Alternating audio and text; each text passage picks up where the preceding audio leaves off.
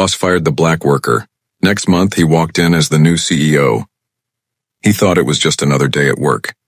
He clocked in, wore his uniform with pride, and gave his best like he always did. But to his boss, none of that mattered. The only thing the man ever seemed to notice wasn't his dedication, or his talent, or his hard work. It was the color of his skin. And on that day, in front of everyone, the boss made a choice that would humiliate him, strip away his dignity, and send him home jobless. To the boss, it was just another display of power, another reminder that he was in control. What he didn't realize was that the man he had just thrown away would soon rise, higher than he could ever imagine. Because just 1 month later, in the very same building, the tables would turn in a way no one saw coming.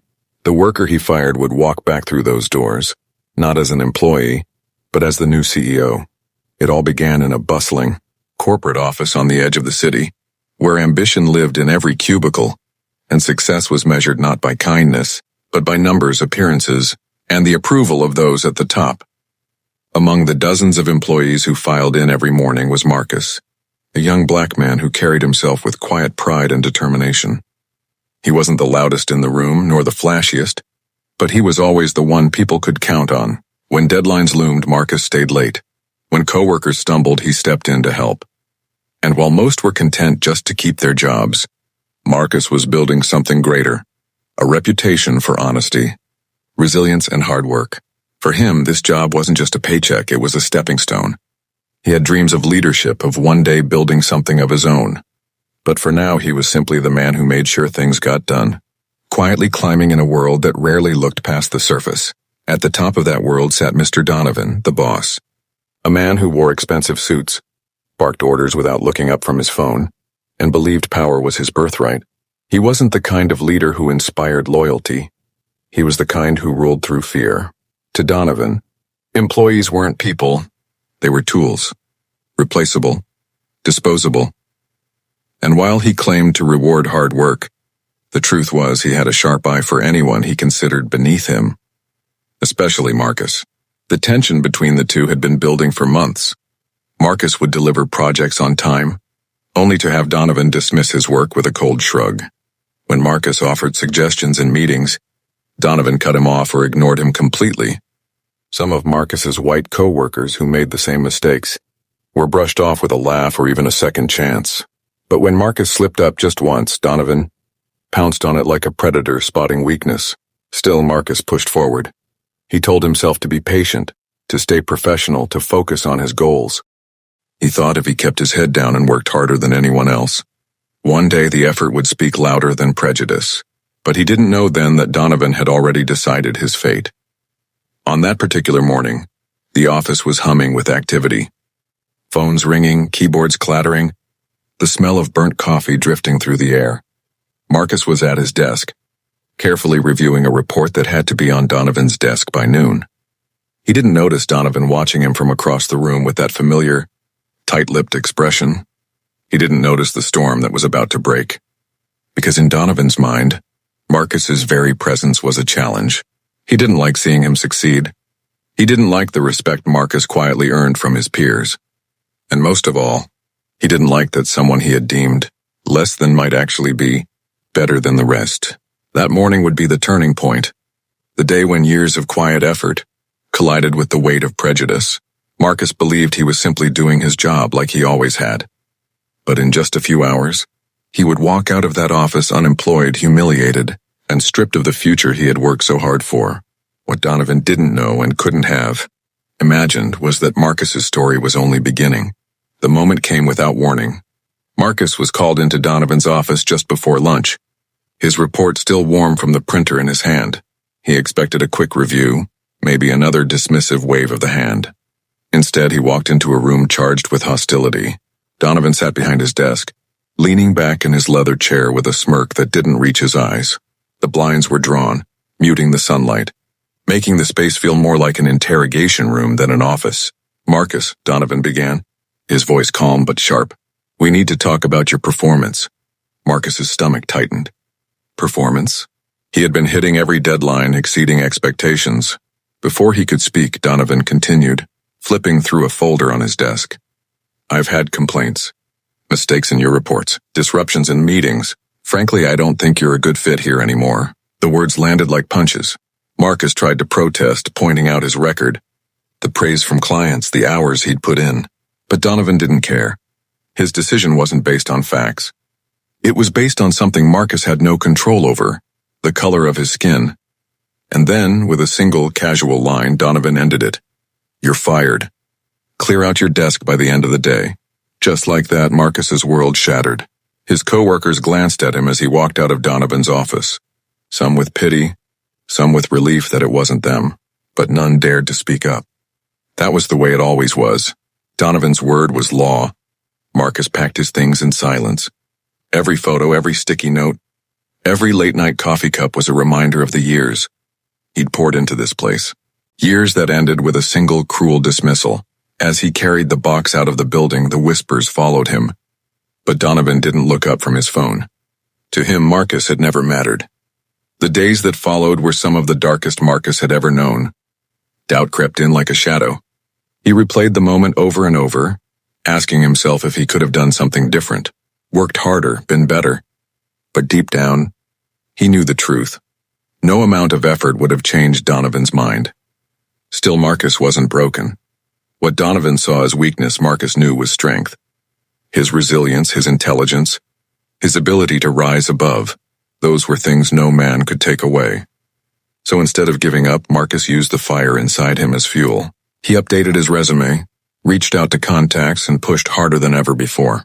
And then an opportunity came. A startup growing fast was looking for leadership. They didn't care about his skin color. They cared about results. Marcus joined, and within weeks his work began to shine. His ideas streamlined operations, boosted morale, and impressed investors. He wasn't just another employee, he was a rising star. What no one at his old job knew was that this small startup was on the verge of something massive. A merger was coming, one that would put Marcus in a position of real power. And when the ink dried on the deal, the company he helped build would acquire Donovan's firm. The same office that had once cast him out would soon be his to command. The stage was set. The humiliation Marcus endured would become the foundation of his greatest victory. Donovan thought he had buried Marcus, but instead he had planted a seed. And soon that seed would grow into something Donovan could never escape. The announcement came quietly at first, a ripple of whispers through the office. Employees huddled in corners, screens flickering with news articles. The company had been acquired overnight, and no one knew who the new leadership would be. Donovan strutted around as if nothing had changed, assuring everyone that his decades of experience made him untouchable. He laughed off the rumors, telling his team, "This place wouldn't last a day without me." But then the day arrived. The staff gathered in the conference room, the air thick with anticipation. Donovan sat at the head of the table, smug and relaxed, tapping his pen against a notepad. The doors opened and in walked Marcus. The room fell silent. Marcus wasn't carrying a box this time. He wasn't the man being escorted out in humiliation. He was dressed in a sharp tailored suit, shoulders squared, confidence radiating from him like a spotlight. Every step he took echoed with power, the kind Donovan had spent years trying to deny him. Donovan's smirk faltered. What are you doing here?" His voice cracked slightly, though he tried to cover it with a laugh. Marcus stopped at the head of the table across from Donovan and set down a folder. "I'm here," he said calmly, "because this company has a new owner." A gasp rippled through the room. Donovan's face went pale. He glanced around the table, searching for someone, anyone, to confirm that this was some kind of mistake. But the eyes of his colleagues were no longer on him. They were fixed on Marcus, the new CEO. Marcus opened the folder, sliding the official merger documents across the table. The company Donovan had mocked, dismissed, and underestimated had just swallowed his empire whole. And the man he had fired, the man he had called not a good fit, was now the one signing his paychecks. Donovan stammered, his voice rising. This is ridiculous. You don't have the experience. You don't have what it takes to run this place." Marcus's gaze didn't waver. "Funny. That's exactly what you said about me when you fired me." His words were steady, but the weight of them hit like a hammer. "The difference is I didn't let your opinion define me. I let my work speak for itself. And now, well, the results are sitting right in front of you." The room buzzed with barely contained energy. For years, Donovan had ruled through intimidation, making his employees shrink under his authority, but now the roles were reversed.